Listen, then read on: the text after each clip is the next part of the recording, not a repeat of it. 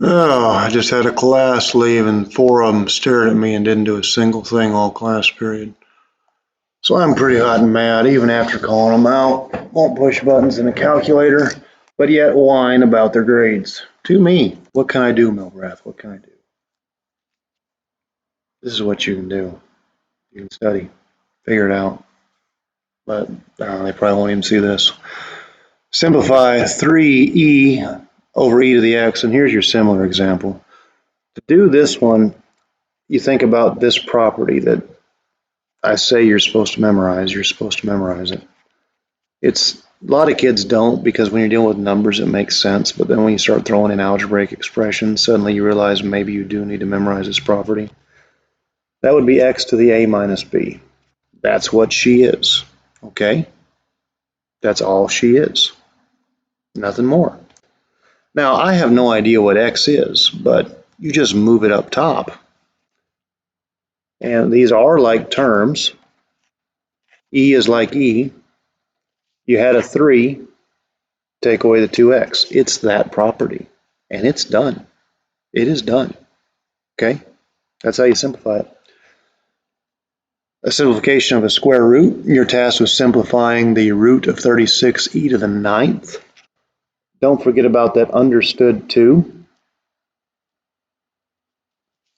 The square root of 36 has always been 6 and it always will be.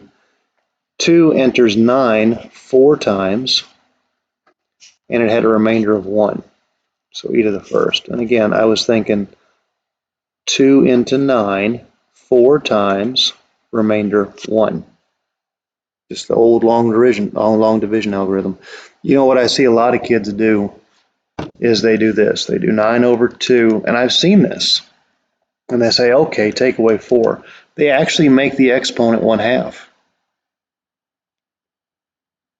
Stop. Just stop. Number 12, simplify this funky looking square root. Before you even worry about the square root, there's a whole lot of stuff you can do on the inside.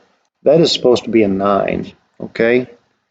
And I'm going to move things around. I'm going to do lots of multi-step processes so you see it. I know that 16 over 4 is a 4. Again, I'm going to do lots of little things so you can see it. That becomes a 4. I'm going to go ahead and drop the parentheses. I have a positive e to the 15th. I'm going to move e to the negative 7 up top and just put it right next to it. I have an x squared, and when I move this guy up top, it's a positive x to the 4th. I hope you know what 9 times 4 is. God bless you if you don't. It's 36. And when I look at these things, I am thinking about the rule x to the a times x to the b, which tells me that I add exponential space. So 15 and 7 makes 22, last I checked. And 2 and 4 makes 6. You have no idea how messed up you're about to be if you don't memorize these rules. Because we're about to move into logarithms, and logarithms take these rules and make them work backwards, not right to left. Kind of almost, they're reciprocal operations. It's kind of funny how logarithms work. But knowing these rules makes logarithms a lot easier. Remember, you got your understood 2. The second, or square root of 36, is 6. 2 enters 22 11 times. 2 enters 6 3 times. There's nothing left inside. It's completely evaluated. 13. A bacteria culture follows the law of uninhibited growth, i.e. the growth is continuous. If the rate of growth is 1.9% per minute and there are 12 cells initially present, write a growth model for this culture. Because of this word continuous, you get to use the formula for continuous growth, which is the amount after time passes is the principal times E with exponential space, RT. It's an exponent, it's up high. And then you can plug stuff in. The only difference between your example and mine is the rate of growth. So in mine, the principal is still 12, E is E.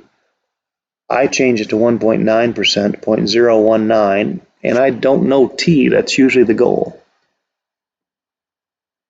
Now here's something kind of interesting. That was per minute. It says convert your minute model into an hourly model. Well, that's just weird. Last I checked, there were 60 minutes per hour. So I actually just divide by 60.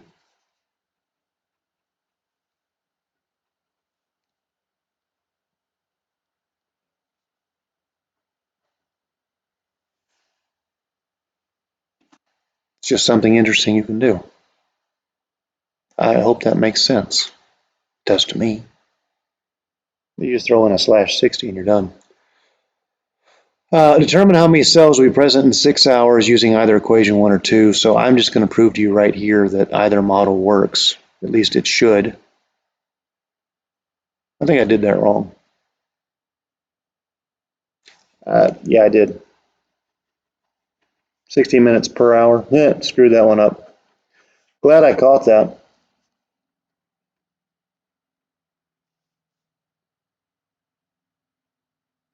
You multiply by 60. And this would accept hourly inputs. This only accepts minutes. So if you thought I was wrong when I was writing that, I was, and I caught it. I didn't catch it till I glanced down here and realized what would happen if I plugged in a 6. I'd just be wrong. So 6 hours is actually 360 minutes. So if I use this one over here,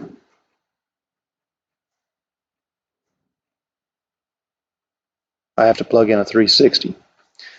If I use equation 2, this is for equation 1. If I use equation 2, which is in hours, I just plug in a 6.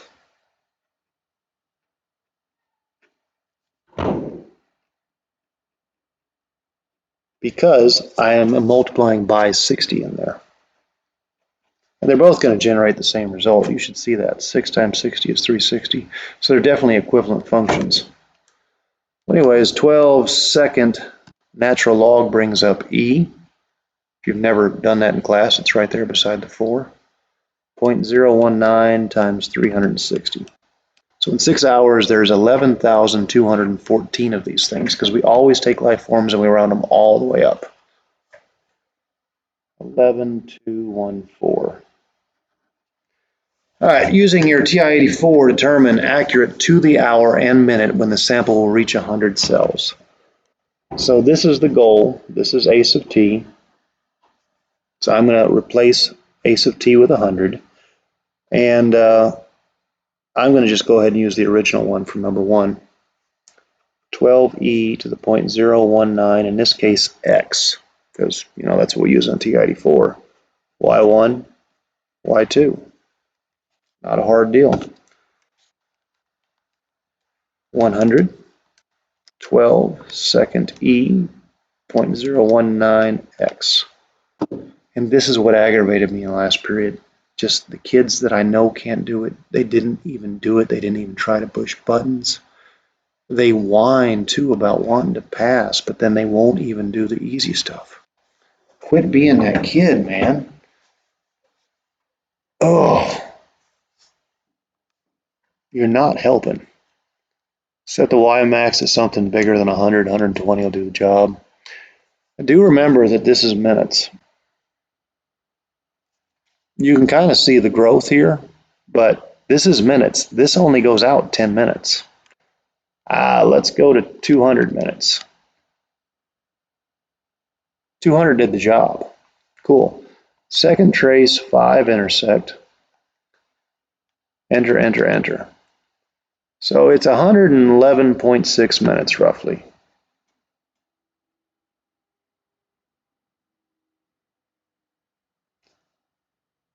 Now I wanted this accurate to the hour and minute. All right. So it would be roughly 1 hour and 42 minutes. No, sorry, 52 minutes. I hope you know how I did that. You take away 60 for 1 hour, and then there's 52 minutes remaining. So roughly an hour and 52 minutes, and there will be 100 cells in your sample. And I think everything else, which I don't have time for right now because lunch break's about over. Another thing that aggravates me is that I every single day for you guys, I give up my lunch break for you. I do. Every single day I do it. Every single day. I'll work on the bonus stuff another day. Probably between 2:50 and 3.